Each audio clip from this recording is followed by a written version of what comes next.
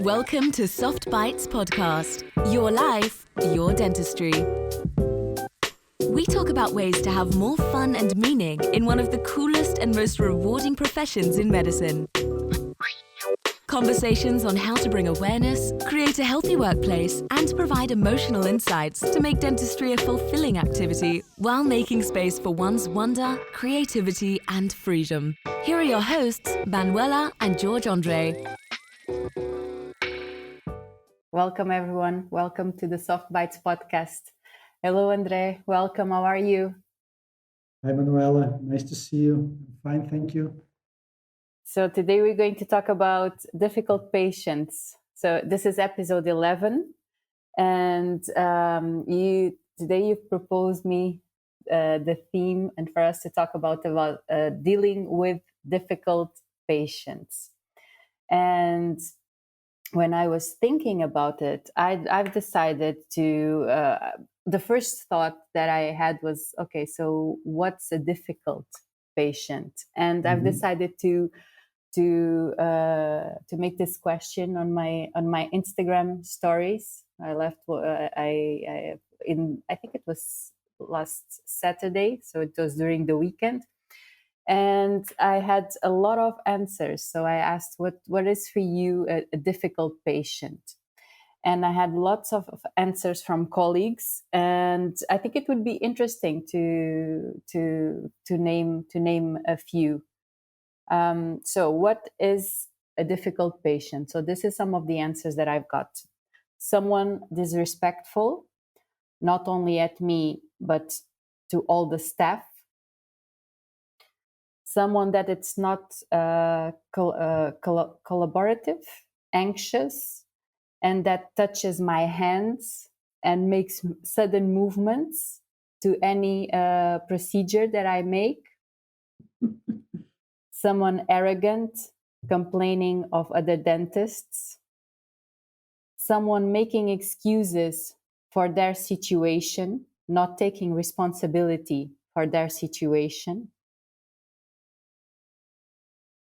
Distressful ones, after having a treatment plan explained clearly, questioning it constantly. Someone that wants to decide the treatment plan regardless of your explanations. Someone that before entered my office just went to Dr. Google. The ones that want everything for yesterday. The one that knows more than you, who doesn't want to pay what the work is worth. Those who don't want to receive help. Those who are difficult to communicate with. The ones who communicate aggressively and don't listen. And the last one, the one that it's disrespectful. The word respect and disrespectful is said here more than once. And but okay, I want to ask you, for you, what is a difficult patient? What you consider to be a difficult patient? I was just taking some notes here before we started, and I think we as dentists, and I've been practicing for this year is my 20th year of as a dentist, and I think I have I think I have enough experience with patients to give some advice on this that has worked for me. But I think that everything that you said, all the situations that you have said, have in the past have been distressful on me. It does not mean that they are not now, but they have been, and they will happen sooner or later to have every dentist. So all the situations that you have listed, they will happen. They will happen. You can reduce the frequency and the intensity of these sorts of of situations by some of the things that we might be talking about, like preventing them. And that's within the line of some of the things that we have talked in the past. But I think it is important that dentists understand that this will happen to them. And and from my experience in the early days of my career, these things would affect me, and this is normal, because when you have a patient that is being disrespectful to you, or writes down a complaint, or just starts to talk loud to your assistants, or just someone that loses their mind, or someone that's picky, that's always questioning things, they can be. You can, in the beginning, see that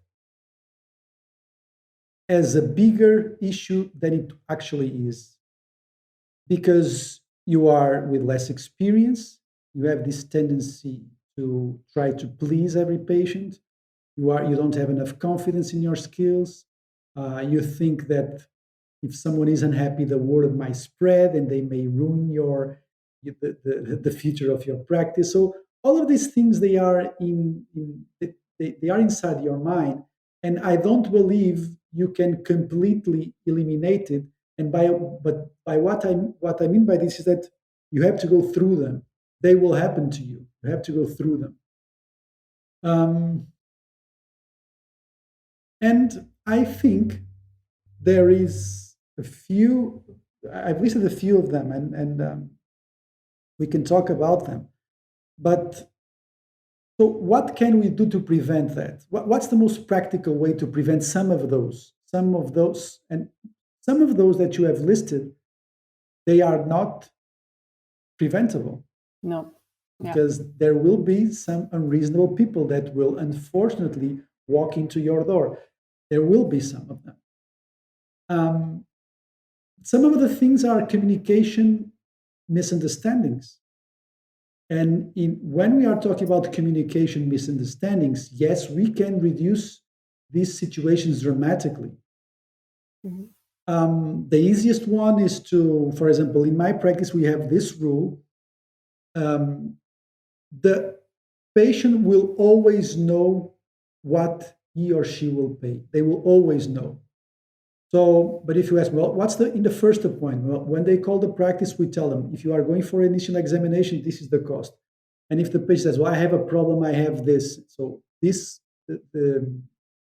when the patient goes to the practice, we never charge more in the initial appointment, more than 70, 80 euros.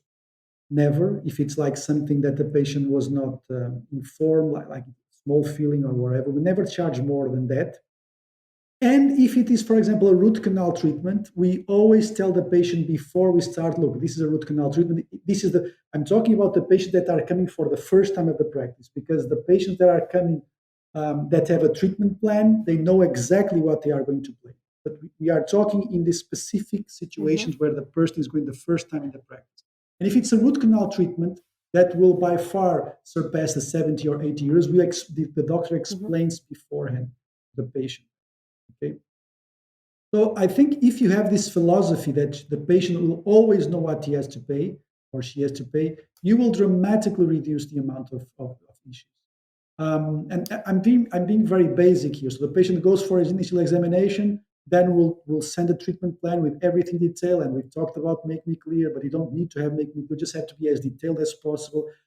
What will be the costs? What are the payment options, etc., etc. So I think that first and foremost, we have to understand that we can prevent a lot of these things by being organized, by being good in communication. And communication is not always spending time talking to the patients.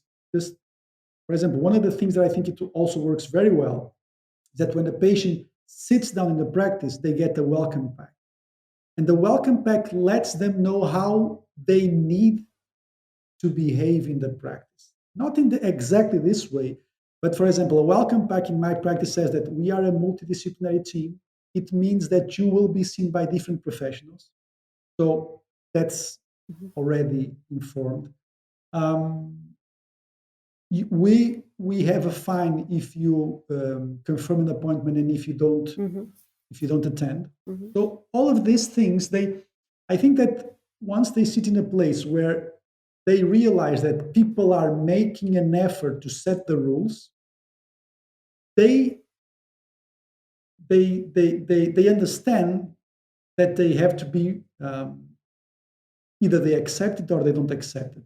So if they move forward, they know that there are some rules. And I know this is a little bit blunt, but people, they want to be told what to do. We want to be told. When I go to the doctor, I want them to tell me what to do. Okay. When do I think that people have the tendency to don't have this this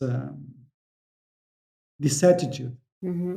And it happens a lot in dentistry. Is that if you go to an hairdresser, if you go to a nail store, if you go to some cosmetic place, I mean, everything that is not medical, it's more aesthetic or cosmetic, people have the tendency to feel that they are in charge. Why am I telling this? Because there's a big difference in people's behavior when they go to the orthopedic surgeon than to the patient's behavior when they go to the dentist. And I think that dentistry has a lot of responsibility in that, because we have been marketing dentistry as a cosmetic procedure and not as a medical procedure. So when you market your practice as a cosmetic place, people tend to think that things are logical. I mean, you place this there, they place a crown here, this crown will last 20 years. Whether it is whether you brush it or you don't brush it, so it's just like something very mechanical, you know. But dentistry is not mechanical only. There's a lot of things going on in dentistry. So dentistry is, in my opinion, much more medical than cosmetic. And trust me, I work a lot on aesthetics, but dentistry is mainly a medical specialty, and we tend to forget that. And if we demand, maybe demand it's a strong word, but if we expect our patients to behave as patients and not as clients, they will behave as patients. So what's the difference between the patient behavior and the client behavior? The patient behavior knows there's a lot of things out of mechanics. So health is highly dependent on the patient itself. So it's not the dentist that controls everything. They understand, the patient understand there's a degree of uncertainty. And because there's a degree of uncertainty, he must also collaborate and he must also be active in helping himself to be treated successfully. So he understands that he must also be willing to contribute and to create a positive environment. Whereas the customer is much more demanding. He wants things to be done their way. I want my hair this way. I want my nails this way. And this shift is extremely dangerous in dentistry, because it's not possible to practice medicine if a patient has a customer attitude. Why am I talking about this? Because if you understand this attitude, the way that you market your practice, the way that you communicate to your practice, it needs to be different. Okay, I'm not saying that you need to be arrogant or this needs to be very like an hospital kind of energy. It's not what I'm talking about. It must be positive, because at the end of the day, dentistry is a stressful environment and you have to be positive. But never forget that the patient needs to understand this is a medical profession and there's a lot of uncertainty. You may be doing the best job ever, but if the patient does not stop smoking, they will lose the implant. You may be doing the best dentistry ever, but if the patient does not wear the mouth guard, things will break. So the patient must understand that he also has a responsibility. So I'm really talking about the root cause of many things that we are talking here. I just talked about the prevention, information about treatment plans, information about money very clearly, welcome packs explaining how things work in the practice, because then basically they start to understand how they must, you are leading them off on how they must behave. Well, sometimes you may think, well, but I'm just starting out. I want to get as many patients as possible. But look, whenever you allow a patient to have a customer attitude, you will sooner or later regret it. This is just my opinion. And I've just add some other stuff that we can talk. So prevention on a further level, establishing boundaries. Um, Other things very important: staying calm and not react, which is I think is Yeah, one of the biggest advices. and we can Yeah. talk about that when we because we're going to discuss the how to deal in a With difficult situation, right? exactly. Within a difficult situation. But When it's established. before we go to that, let me just ask you something, because I thought that what you said was very, very interesting, and it's a very important distinction that you just made: the client and the patient, and sometimes dentistry, because dentistry has the commercial part. I think that this is a distinction that is not taught to dentists. I'm sure there will be colleagues listening to us that to just go, oh yeah, I never thought of that, because this is a very important distinction, and no one talks about it in dentistry. Sometimes it's almost uh, I don't know if it's taboo. I don't think it's taboo, but it's something that you are not taught to distinguish. So it's not taught to you, and it's like when you are in the university, it's you are trained in a medical profession, but then when you get out, then you have the business part, right? The private corporation, the private corporation jungle. Yeah. And then if you are not aware of all of this, you start mixing, and then it can happen, just like you said. You can transform your practice into something that that even sometimes you don't identify yourself with, but you are so wrapped around costs and everything, that it's difficult to get out. So it's very important what you said, the difference between clients and patients, even to get to this question, how to deal with difficult patients, because sometimes what you are dealing with is with difficult customers. Yes, and not exactly. difficult patients. So that's a very important thing, because I think, and even on the middle of those answers that I had about what you consider to be a difficult patient, you can see that clearly. You can see a difference between an anxious patient, and that's something that we can talk about, because there are some people that they are not disrespectful. They are the most sweet persons, but they have anxiety problems in the dentist. It can be due to trauma that they have been. It can be because they are anxious patients. And there are dentists that develop this labeling effect. I mean, labeling effects are one of the consequences of stress in the dentist's mental health. So it's like you start labeling your patients, and you start to have all this judgments and bias.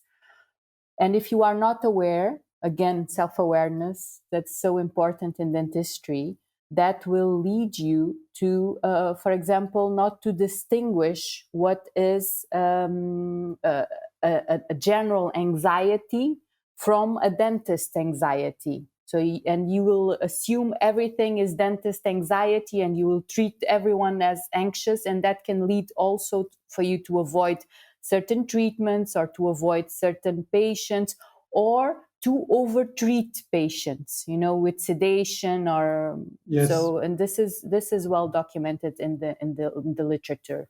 So there is difficult patients because, due to their anxiety and due to the fact that you develop this label effects, that you consider them to be difficult because they don't make your job easy, and then of course you need more time and appointments and all of that, or you need to send them to someone that that will treat them better, that give a better answer to them.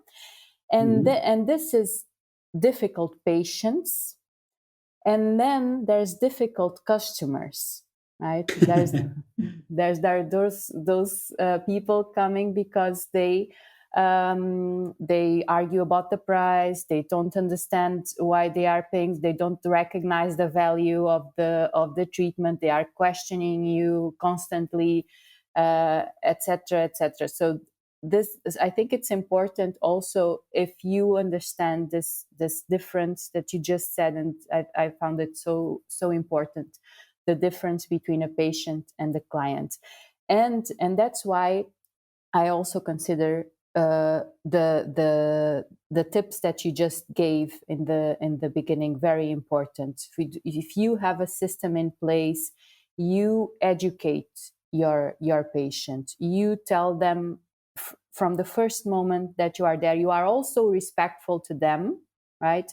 So you present them the treatment plans, all the prices. No one gets to do anything without knowing the price in advance. In the first appointment, we don't charge more than this. We have a welcome packages to the patient, saying that how we function, our values, that he's going to be seen by more than one professional. So this is information that will for sure get some of the communication barriers out of the way. One very interesting tip that I think it also helps on this is for you to have regular patient satisfaction surveys. So yes. once in a while, or if you want to every patient, but if you have a satisfaction surveys, this gives not only your patient the opportunity to share their concerns, but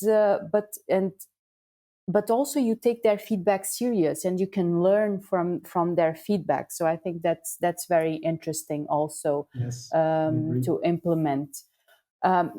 But I think that this first approach, it's very, very, very, very important. And you said very valuable things. Okay, so now we can pass through to the second part. So you have a difficult patient in your office, and it can be due to anxiety, because there are patients that are not disrespectful, but they are anxious. They have an anxiety problem in the dentist. Mm-hmm. And there are difficult patients because they are disrespectful. There are people that are disrespectful. Yes. And I think that, and I think every dentist think the same. This difficult patients can not only create unpleasant situations, but also they can have a negative effect on the whole staff and on the whole clinic. It's not only you. Yes. that have to deal with the situation. Of course, you and even what you already mentioned, that it's in the beginning, it's very hard because we take things personally. Not only can it affect our clinic or our profession, but also we doubt ourselves. Did I provide the best service that I could? Was my fault? Am I good enough? Yeah, am I good enough? Yeah, that's it. But also affects the staff and the clinic, because if usually if you have a disrespectful person, it's not only to you that person will be disrespectful. It also can be to your assistant. Yes. It also can be to your secretary. So usually it creates an unpleasant situation that can escalate. If you don't prevent it, can escalate to conflict, but also it creates a negative environment. So how can you deal with it? And you already started, right? So I think that you said that keep your communication assertive and professional. I don't think that if you to deal with a difficult patient and let's talk about the disrespectful ones. Mm-hmm. I think you should be assertive and you should be professional, because if you talk too much, sometimes it's not, Yes, it's exactly. counterproductive.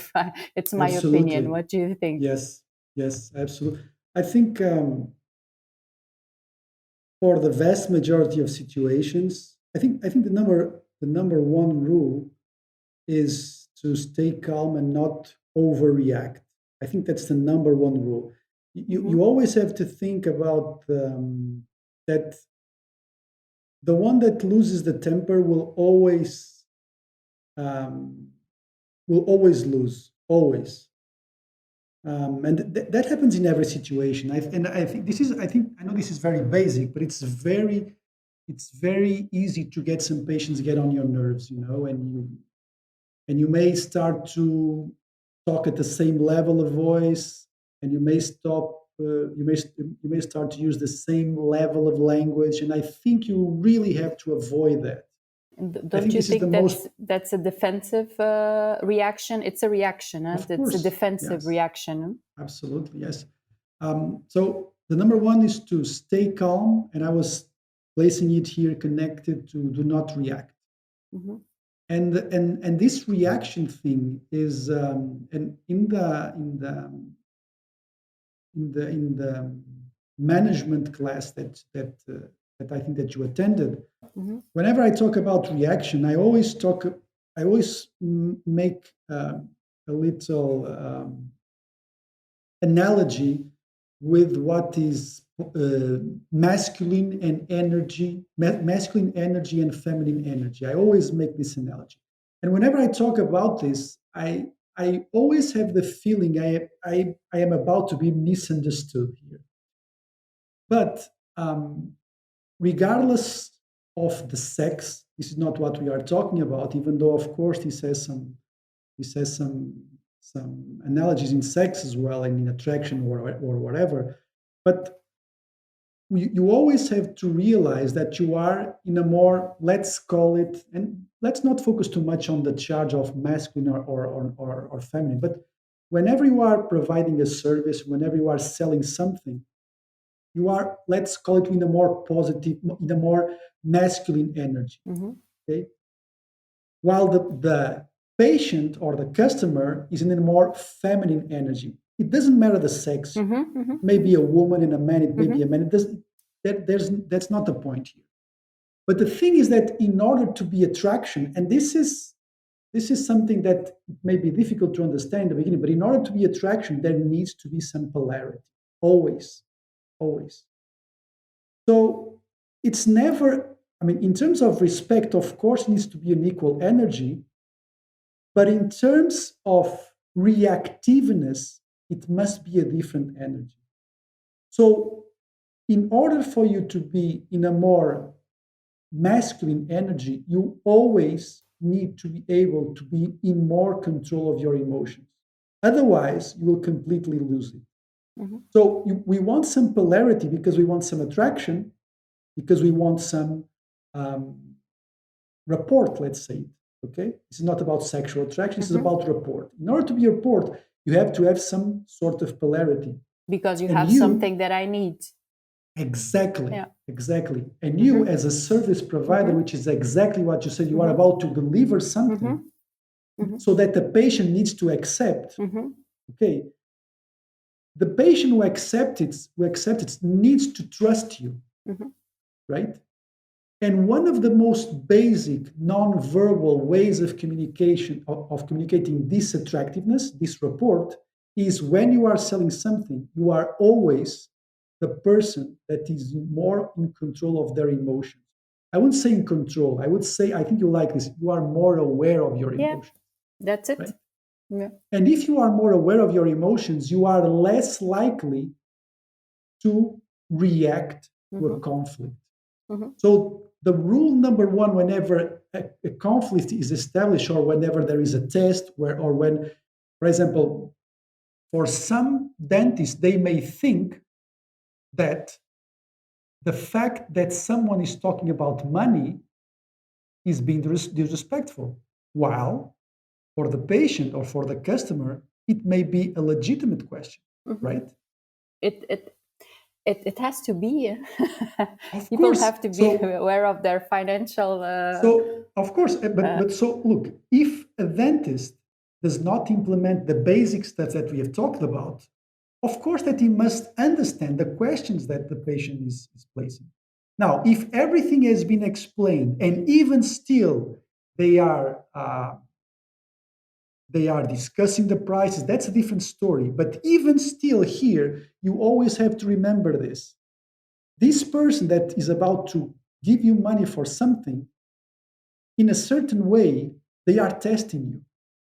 And this is an image that you may always have in your mind whenever people ask you questions, whenever they doubt about your capacities, because patients will do that. You must always understand that, you must always see that as a test. And if they test you, and if you react to the test, if you lose your temper, if you raise your voice, if you show emotional instability, if you show them that their question made you nervous, this polarity will drop.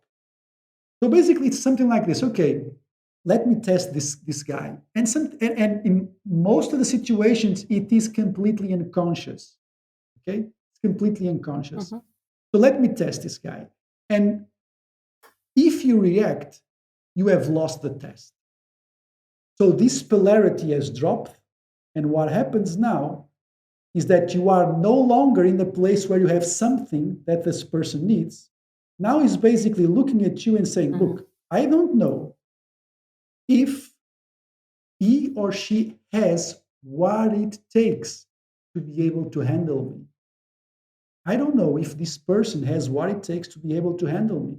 So this polarity between, and I haven't talked about what happens between men and women because it, of course, is much more complex, but it's a very simplified way for you to understand this feminine and masculine energy that again has nothing to do with sexes. It just has to do with the position.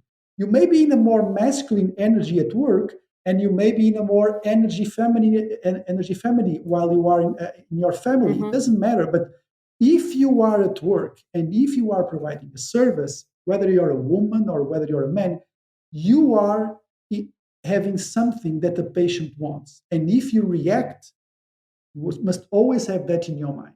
If you react, you lose the game, Mhm. let's say. So Mhm. when you lose the game, you lose the trust.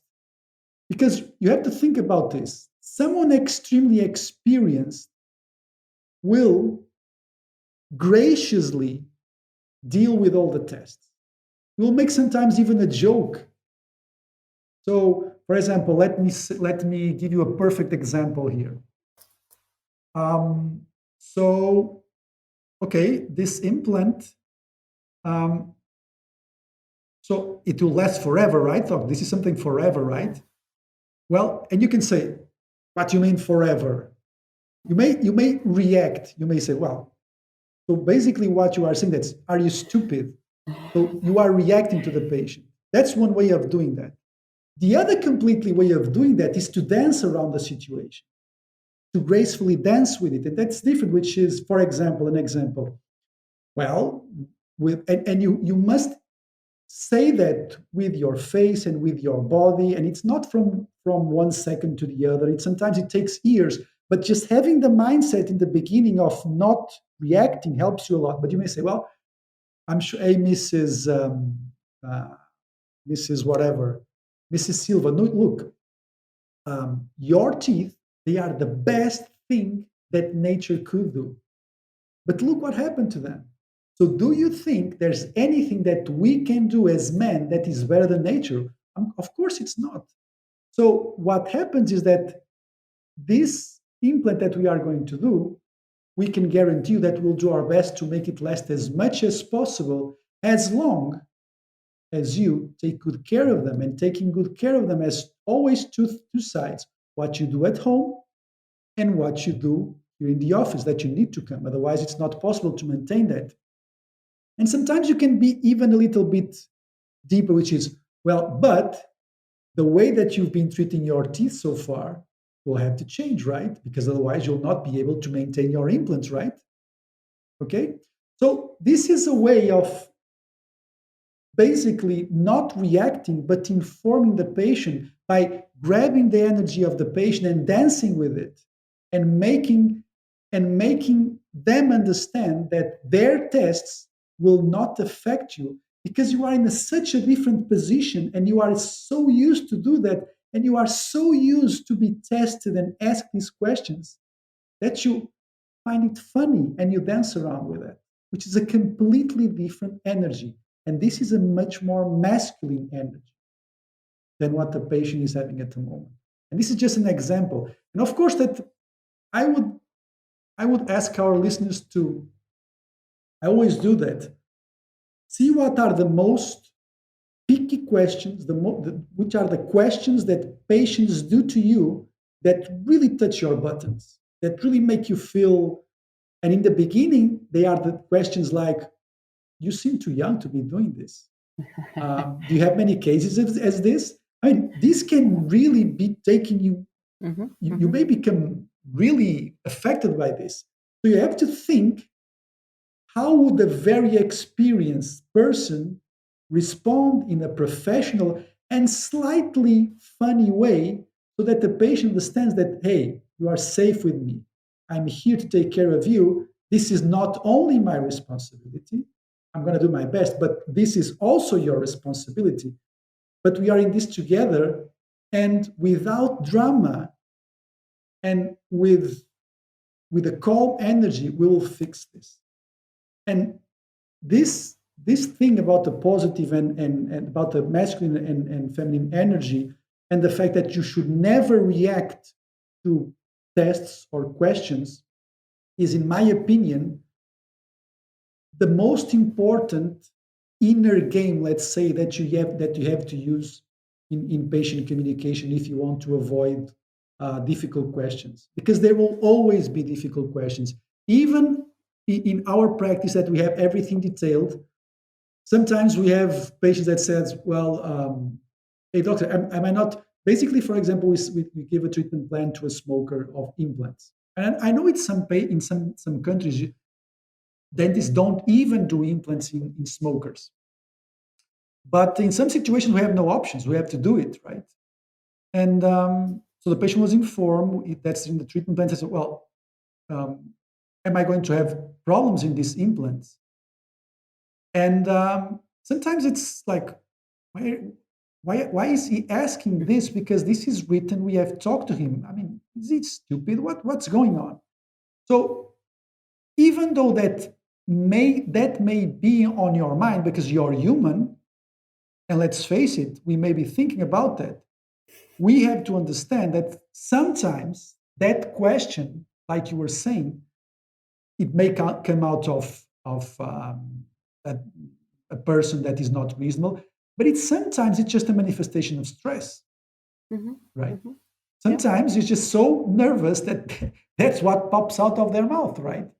So what you have to do is that you cannot not address the question. You have to tell them again. Look, Mr. John, look, yes, of course, you might have problems in these implants. Yes, you do. You might have. But how can we avoid that? You can reduce the smoking. You can have good oral hygiene, and you can come here regular so that you can benefit from a good care of that. But if you ask me, may you have problems? Well, I have to tell you yes, right? Because saying the truth is the difference between a doctor saying what is the reality, what is the truth, is the difference between the doctor and the cosmetic provider, hairdresser, manicure, whatever. And then I have nothing against them, of course. But you have to be able to tell them, will I have problems? Yes, you may have problems. Of course, you may have problems, but not in a dramatic way. Yes, you may have problems, but we are here to help you with that. And this balance is, I know it's difficult to get it. I know it takes time, but my biggest advice would be make a list of everything that really pushes your buttons and write down a few sentences of imaginative, positive, funny, and funny expressions or sentences that you can use on the tip of your mouth. Okay. Mm-hmm. Mm-hmm. For example, something that I use a lot, which is, I think I told this story. There was there was a very unreasonable. Actually, in the last January and February, I have very difficult patients that I need to handle. Some of them were very difficult situations, but one of those, and this is not the difficult one, but basically she kept saying that, can you guarantee me that this papilla will go down? And I've been talking to her since day one. I'm going to do my best. I cannot guarantee you that. I'm going to do my best. I'm sure they will come down more, but I cannot do better than this. But there will be a limit.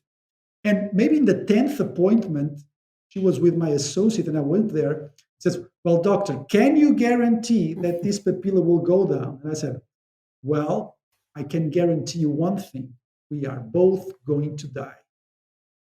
That's the only thing I can guarantee to you.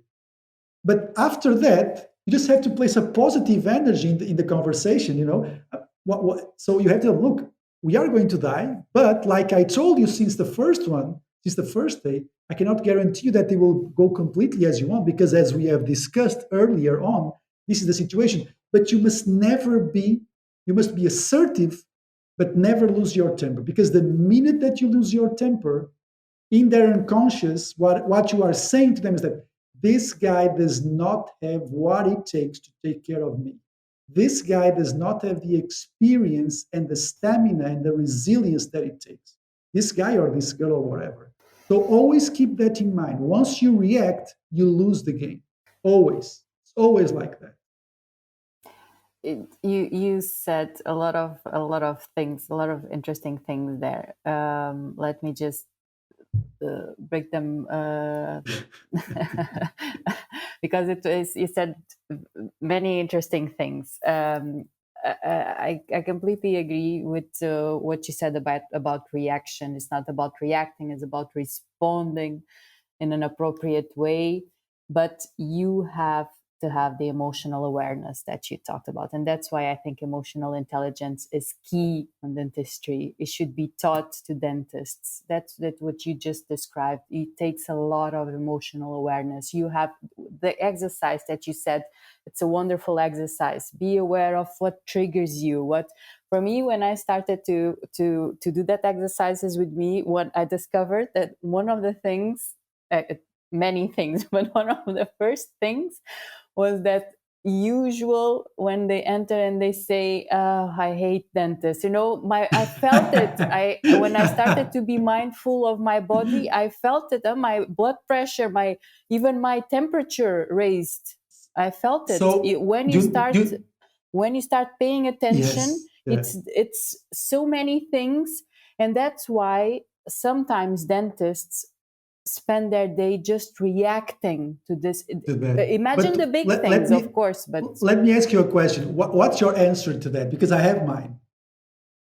My answer to that was smiling and don't we all do? You know what I do? I mean, oh really? Really? I hate dentists as well. Yeah, I hate them. Don't we all do? I smile and say, I don't hate we them. all? I really hate them.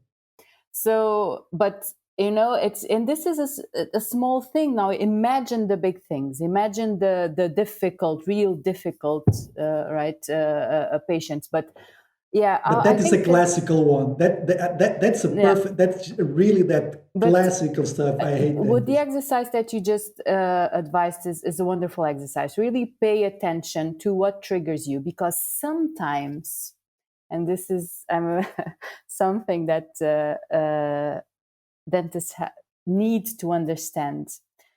Sometimes the patients are not difficult.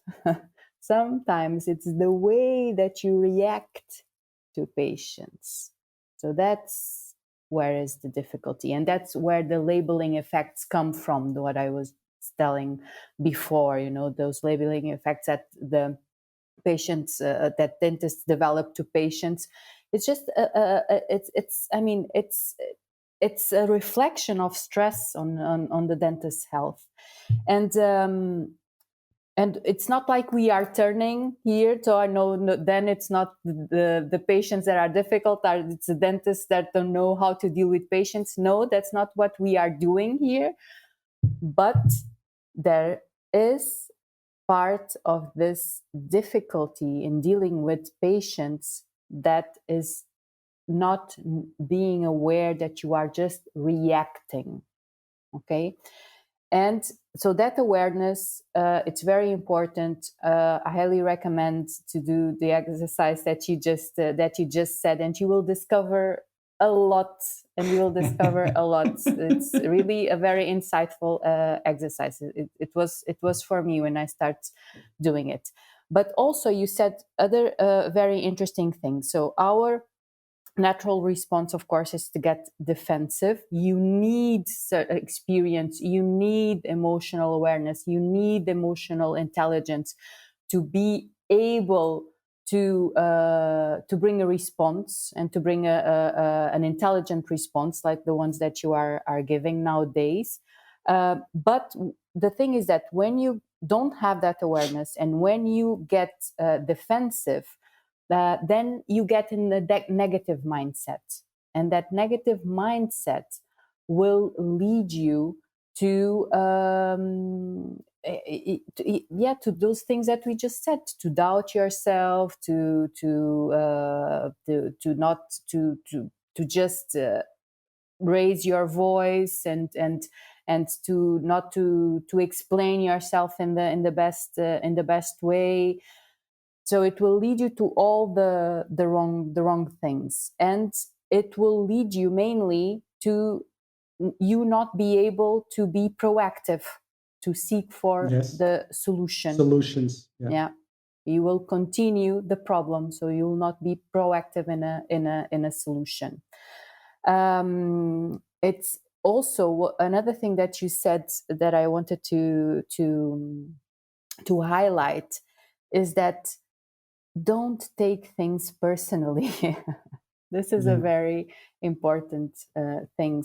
Sometimes it's not about yourself. Sometimes you just have to, and if you do the exercise, and you said it, if you do the exercise to look things through the patient perspective. So, but okay, that requires a little bit of work. You have to get out of your own head, right? And to be able to, the pause, right?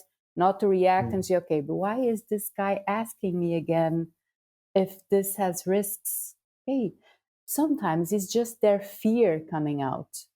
Sometimes it's just their way of expressing their concerns.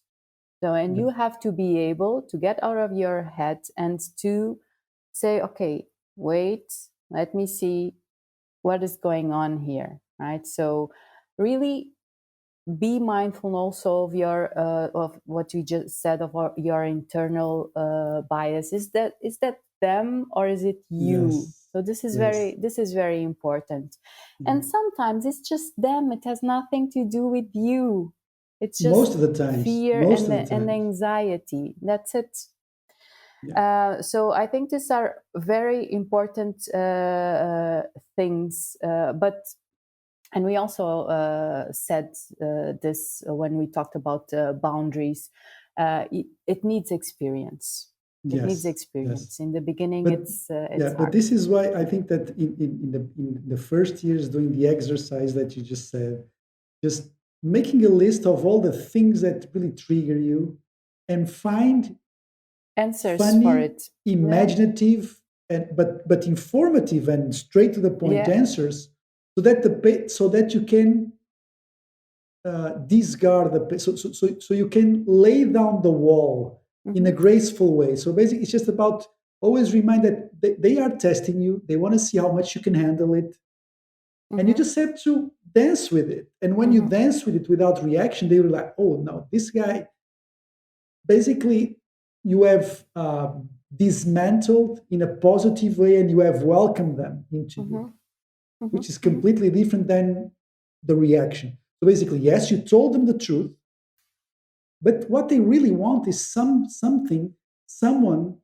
that is confident enough so that they can feel safe. Mm-hmm. And the most complex treatments, the more they want to feel safe. The higher the amount of the plan, the more they want to feel safe. And sometimes the higher the tests.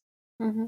Mm-hmm. So, in a more basic level, it's about organization. In a more one-to-one level, it's about self-awareness, basically.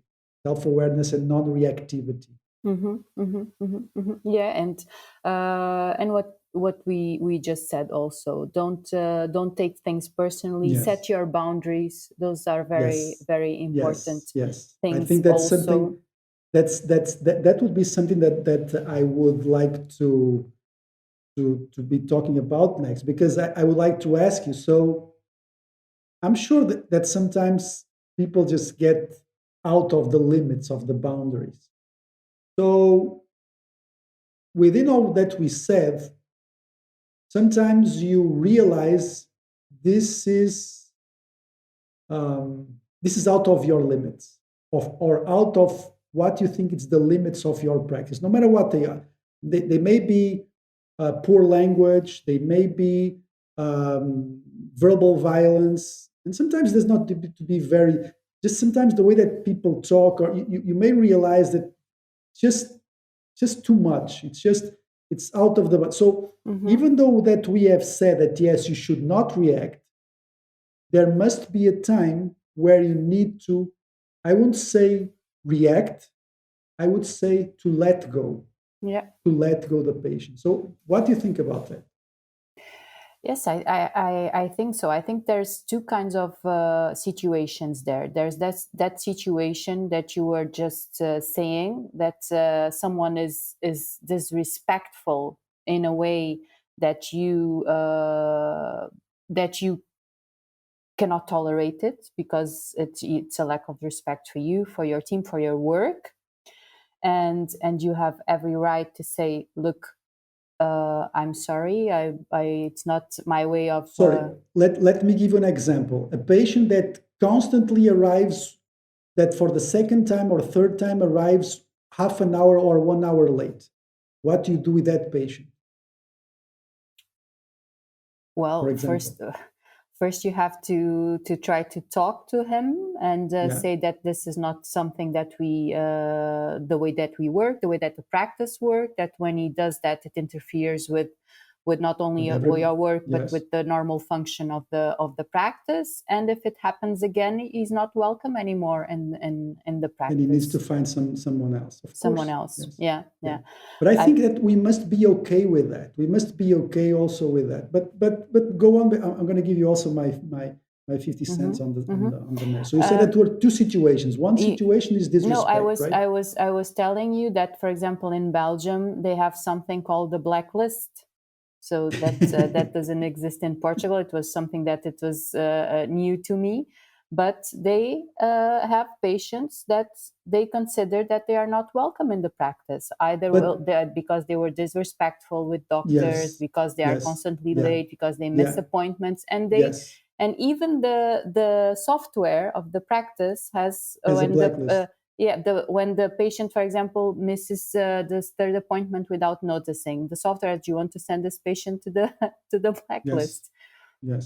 No, so there's But that's also cultural, you know. That's a lot of, in Portugal, because there's a huge amount of dentists. There's this huge competition. We tend to lower the standards. That's the issue, right? But I perfectly understand what you mean, because I think that, especially for Portuguese, I know that I talk a lot about Portugal, but Portugal is a really special situation within Europe because of irresponsibility of politicians or whatever. It doesn't matter. But basically, the situation is completely out of control due to the number excess of dentists. So in in a chaotic situation, we have the tendency to lower the standards, to widen the boundaries. You know what I mean? To keep accepting patients, even though they are not good patients at all. They are disrespectful in many ways. They arrive late, they miss appointments.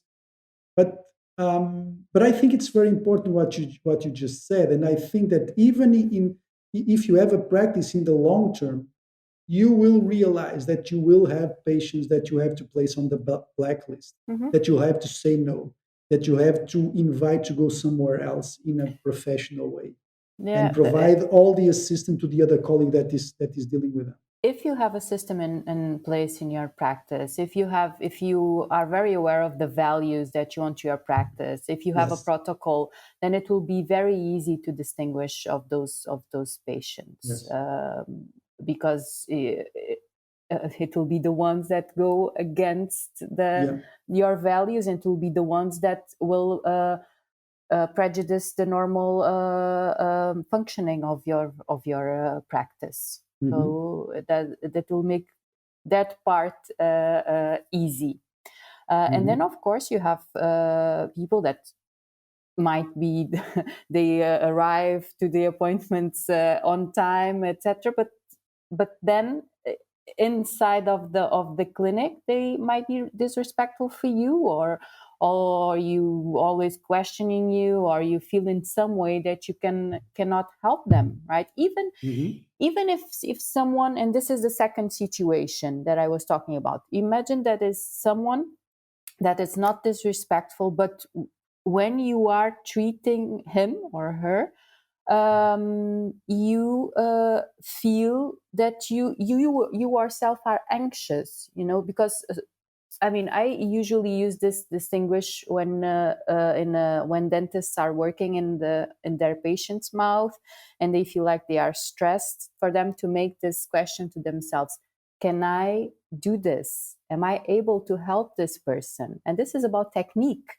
If you say yes because you learned it and you studied, then just focus and work in the flow and remember yourself of the next step. If your answer to that question is no, then, I mean, imagine this a practical situation. Imagine you are doing an endo treatment, right? And you cannot reach the measurement apex. of the canal, right? If you do yourself, okay, but let me try and go with the file 8 or 10, and you go in slowly and with patience, things go well, and you do it, okay?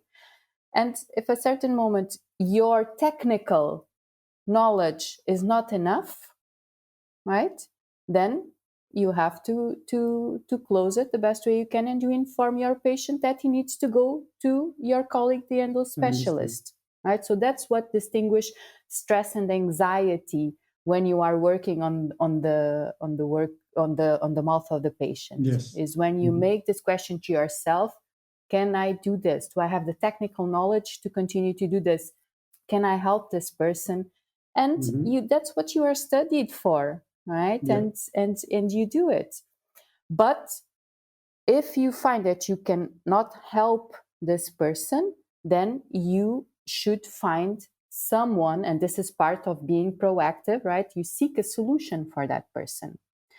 Sometimes it might not be a technical problem. It might be someone that, due to their anxiety, doesn't open the mouth in a way that you are comfortable to work. Yes. It might be someone very anxious, always moving. Any movement that you do, a person moves, and you don't feel comfortable. It might be something that you are aware. Okay, this person, I don't have the trust to treat him. Again, find a solution. Be proactive, because those are difficult patients. Also, right? If you cannot help, find someone who can. So this is a way also of dealing with difficult patients, even if they are not disrespectful for you, but you don't feel comfortable treating them. But okay, this is already a very personal thing, right? I think that if it's disrespect, and if it doesn't go according to the clinic values, if it disrespects you and your work, and if it makes the natural flow or rhythm of the practice not going well, then you are entitled to set your boundaries and to say to that person that, okay, we cannot help you here anymore. But you are also entitled to say to someone, look, I cannot help you, but I can find you someone that can. So yes. So I, basically, it's a way of okay, we've reached this. This is the best that I can do. Now I have to let go and just find mm-hmm, a solution that can help, and not to be overstressing myself and mm-hmm, not be over demanding. mm-hmm, Yeah, mm-hmm, yeah. But I think it's I think that the way that from the basic stuff for prevention, organization, protocols, to then establishing the boundaries based on your protocols, to being mm, aware and staying calm and do not react and see if it's not something that is triggering you and not exactly coming from the patient. But then in once you reach a certain level, you really have to let go. And you were saying, yes, okay, I'm doing a procedure, but it's this is out of my knowledge, so I have to refer the patient. That's number one. But also, which is what I've talked before, which is you sometimes have to invite patients to leave. Yes, and sometimes I talk for myself. I'm very direct to them, and I tell them sometimes, look. We did whatever we could to be reasonable with you, and I don't think you are being reasonable, even though we have explained you this many times. You are keep saying the same questions, and it seems like because some patients what they do is they there is some and these patients are out there. They manipulate the situation, and this is very important when we are talking about complex treatment plans, because some treatment plans are very expensive, right? The price is very high, not expensive, but the price is high. So when the price is high, the level of stress, the responsibility also is high, right? mm-hmm, And you have to be aware that some of these patients, they have very high expectations. And sometimes, even though you explained everything, they keep slowly trying to turn around the situation to make the responsibility not from you, not from them, but from you. Slowly, they do it slowly, and sometimes they do it in a more subtle way. So, how do they do it? So, let's see if this really goes well. So they don't talk about the smoking habits. They don't talk about the bad hygiene. They don't talk about the fact that they are being. They are always talking about the procedure. mm-hmm, They are very subtle in a way. So I consider myself to spot these patients as soon as possible. And I always tell my associates, these patients, they need to be spotted as soon as possible, not in a reactive way, but keep reminding them, hey, yes, but you're a smoker. Yes, but your hygiene is not yet good. So it's likely that you will have problems. You may have problems here. You are not using the mouth guard.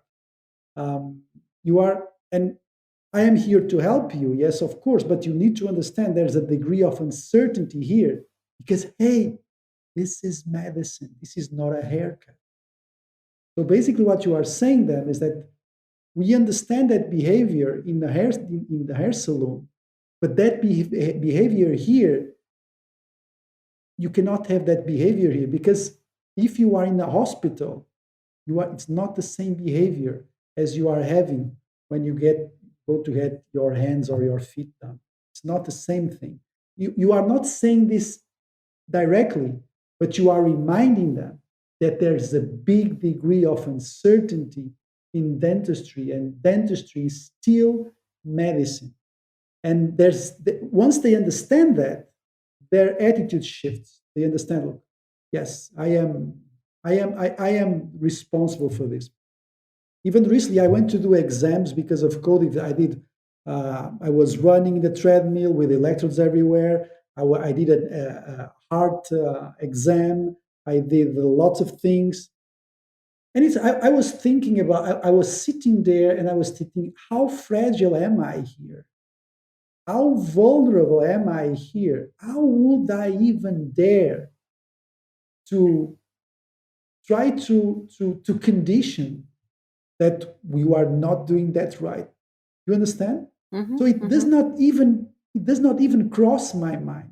mm-hmm, I'm not saying that patients need to behave in the dental office like they are being treated for cancer. It's not that's not the thing that I'm doing. But there needs to be, because the thing is so unbalanced at the moment. It's so towards cosmetic and aesthetic, so more mechanical. They think I want this and I will get this.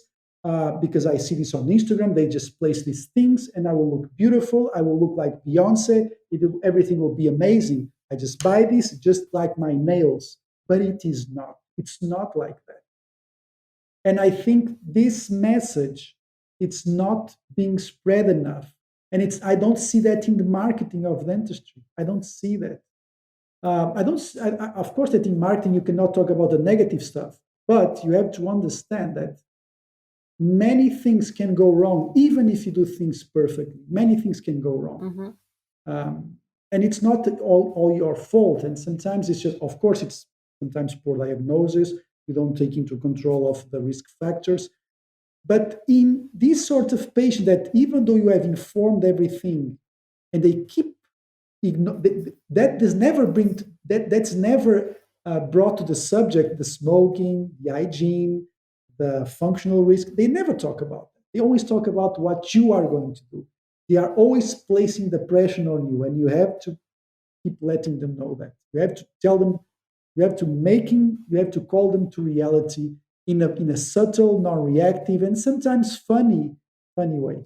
Yeah, but you know what you need to spot those patients, just like you said. Yeah, then you need to listen in an active way. Yes. You need to really listen when they are talking, because if they are talking and you are thinking how much you're going to charge for the for the crowns, and how do you get this to the lab, and this is going to be a next patient that you have, is the work already there, and that you are 15 minutes late, you don't spot those things. You don't see the red flags. You might even see them, but you don't act on them. Immediately. Yeah. And you have to act immediately. Yeah. You have to dance with it. You have to grab that, and you have to dance with it, and just keep reminding them. Because what happens is that you usually, those kind of things, and I already said this and I say it again, this is you feel it, it's like the yes, but okay, you are two in the thing here. Okay, you are two. I'm already late, I have the next one already waiting, etc. And then when things go wrong, because things will eventually, and you get knew I should not have done this. Yeah, but why did you do it? And Because these you things ignored are, all it's like the red flags. They for example, it happened to me even this week during an implant surgery. There was this guy that was telling me, "I'm not going to have problems with implants, am I?" He was like a heavy smoker in the middle of the surgery. And I was like, Jesus, what am I going to tell this guy? We have talked about this so many times. What am I going to tell him? Am I going to ignore it? No, you're not going to have. You cannot say this. That's the empathy answer. That's the empathy answer. Yes. Yeah, no, don't worry. You have to look, we have talked about this. We are now in the middle of the surgery. We have talked about this. Will you have problems? If you keep smoking like you do, I guarantee you will have problems. We can minimize them, but yes, you will have problems, just like I said in the beginning. But now we just have to do our best, and you have to behave. You have to help us, okay? So let's move on. But you cannot let this thing go. Or, for example, I really want them in aesthetics. They are not going to be too big, or they are not going to be too small, or the papilla is going down, right? Even though you have talked about this a dozen of times, because what if these patients grab it? If they grab from you any sort of sign that you are going to say what they want to hear, they will charge you that. They will charge you that because sometimes patients are very demanding, and you really have to spot them as soon as possible and just say, like I told you in the beginning, no. But I've already have some patients that I've told them, look, I don't think your expectations are being in the middle of the treatment. Sometimes with prevention, look, I think your expectations are not according to what I saw in the beginning. I think that you are ignoring what you have told you in the beginning.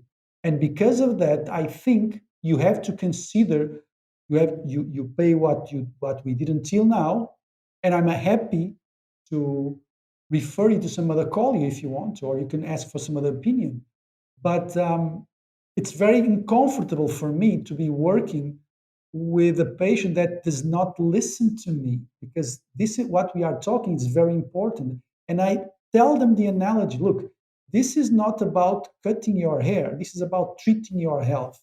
Okay, so you cannot talk to me if I was an hairdresser, because you are ignoring the most important thing, which is your own medical conditions. And I tell them very, very clearly.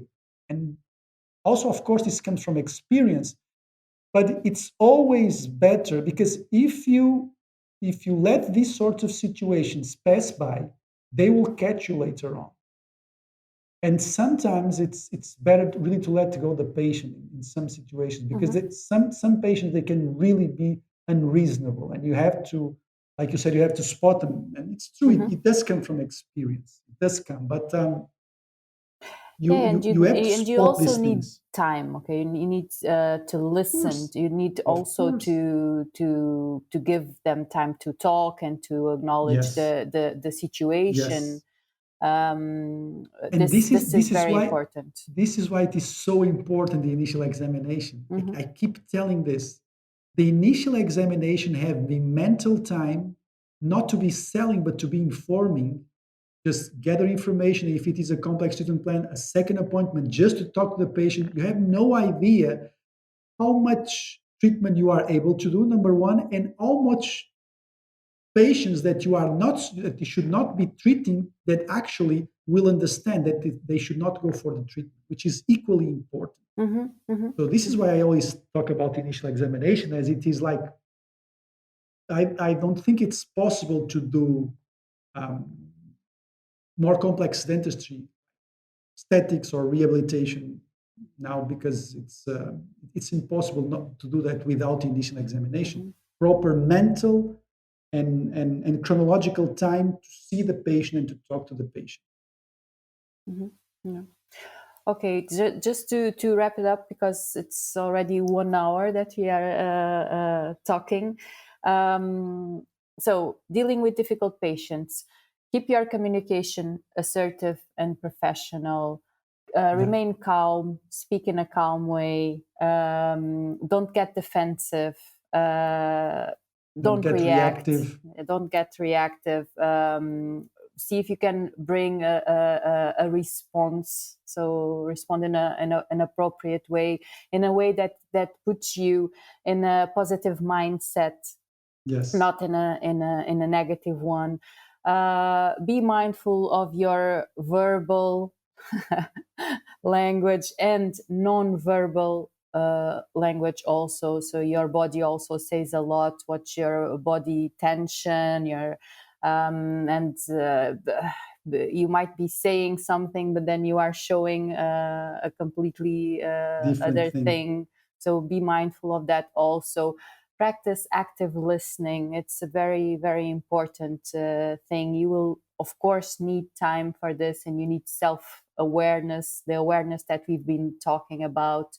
You need the emotional awareness also, not to be reactive. But give your patients time also to explain what they want, and to acknowledge the situation. And if there is a situation that needs to be acknowledged, give them time also to explain their point of view. You can also, sometimes a situation, we said that you have to let them tell their story, because sometimes it's just their fear coming out. We said that sometimes it's just their reaction, so don't get reactive on their reaction. Set boundaries, don't take it personally. And I think that's also, be proactive. Always keep the solution in mind. Always keep the difficult patient, the difficult situation with try to find a solution, not to maintain the problem, but to find a solution. And sometimes the solution might pass through let the patient go, or to find help with another colleague. And also, if I might add, and I think I've been telling this in all the episodes, so but I'm going to say it again. If I might add, ground yourself. Exercise, meditate, do yoga, do breathing exercises, whatever do you Give feel some right. punches if that's your style. Yeah, but Give some punches in the bag. yeah, you need to ground yourself to have better self-care, and need to have better self-care. And Yeah, this will help yeah, you to be more centered mentally. You will be more yeah. fit for a response instead of a reaction. So I think this And is one thing important. that I think makes a lot, which is you will never please everyone, and you Yeah. must be okay with that. You will sometimes. We have not talked also about, and this is a really fast one. Dissatisfaction of a patient because of a mistake you made, a communication mistake that you have made. So number one, assume the mistake, and always compensate the patient for that. Whenever you do a mistake, you should always assume that mistake. Most of the times, it's not a technical mistake, because but it's most of the times it's a communication mistake. So he wasn't completely informed about the price, and if that is the case, you have to assume that, and compensate the patient. So that is really, really important. And I forgot what I was talking about. No, we were talking about all. I think I covered all the tips, the practical tips that you can Oh, I have. remember that you will not please everyone.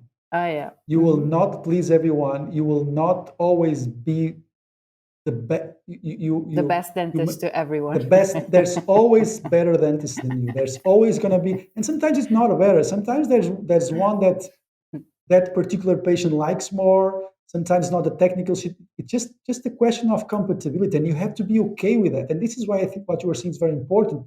You have to give yourself value outside of dentistry. You have to value yourself as a human being, either as a husband, as a boyfriend, as a girlfriend, as a friend, as a sporter, as a sport guy, whatever. You have to find reasons outside of dentistry to feel good about yourself. And by the way, you don't need to be any of those things. You don't need to be a husband or a wife. You just have to be you, and you have to be okay with you. And that is much more important than being a good dentist. Yeah. So I think this is a really important message, that don't rely your importance on how successful you are in dentistry, because you are way, way, way more than that. True. And again, we said this on a different episode. Dentistry is a high performance job. Yes. And if you are not mentally fit, if you are not physically fit, yes. it will be very hard. I always with difficult patients, being exhausted, mentally exhausted. Yes. Every day waking up with this sensation, I don't want to do this. It's very hard. I think I find this analogy very good, and we talked about this many times, and you keep saying that there's no such thing as work-life balance. It's so like a mix. And I would say it's like a dance, you have to dance with the profession. Sometimes the dance is fluid, sometimes the dance is not fluid, sometimes the profession likes you, sometimes the profession doesn't like you. And sometimes it's in a good day or it's in a bad day, but you still have to dance and have fun and doing your best as much as you can. I read this quote that I found so interesting from I think it was Simon Sinek that put it. He said, if you have to remember yourself during your workday of how much you are earning, then it's because it's because you don't like what you do. You're not having fun on what you are doing. Yes, and there's also one thing very interesting from him, is that he says that the biggest goal of a company is not to make money. And that is very provocative because, Mhm. of course, you have to make money. And but I understand what he means is that the reason why you create a company or a business is that you have to bring something different to the world.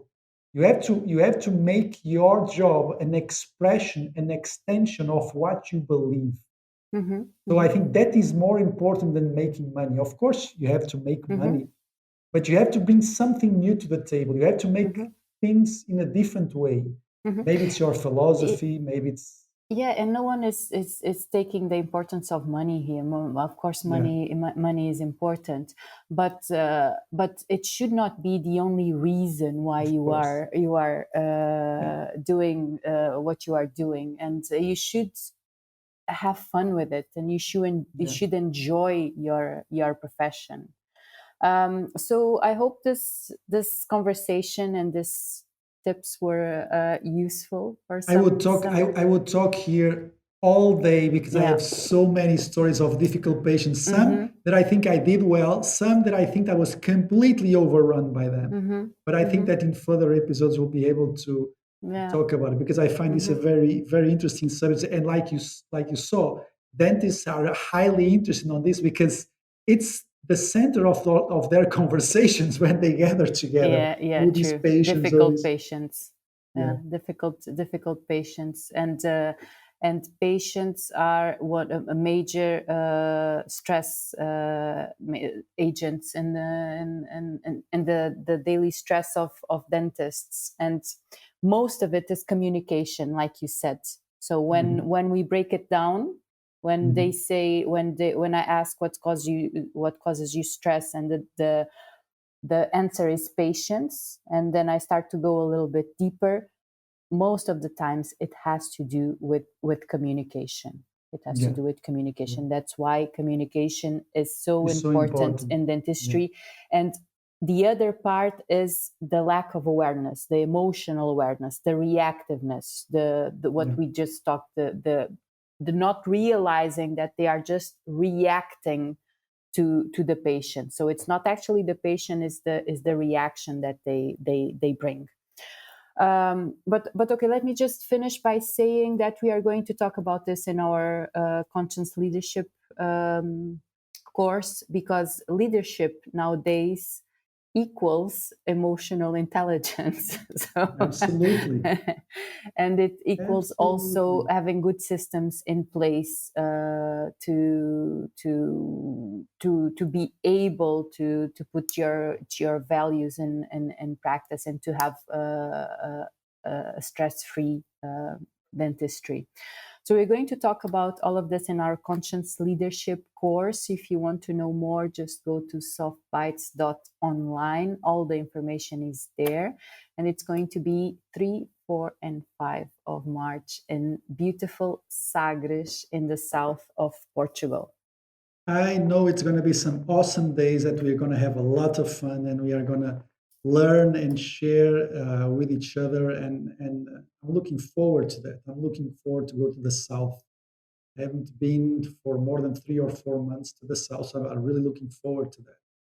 And I'm 100% sure we'll have a lot of fun and we'll all get out of there better than we went to. Yes, I'm looking forward to. I'm looking forward to it. So thank you everyone for listening to us. I hope this was useful. If you have any questions or suggestions or comments, please feel free to reach out. We would love to hear your thoughts on our conversations. And thank you, André. Thank you so much. Thank you so much again, Manuela, for these weekly therapeutic sessions, at least for me. Okay, bye bye, Bye everyone. bye. Take Bye. care.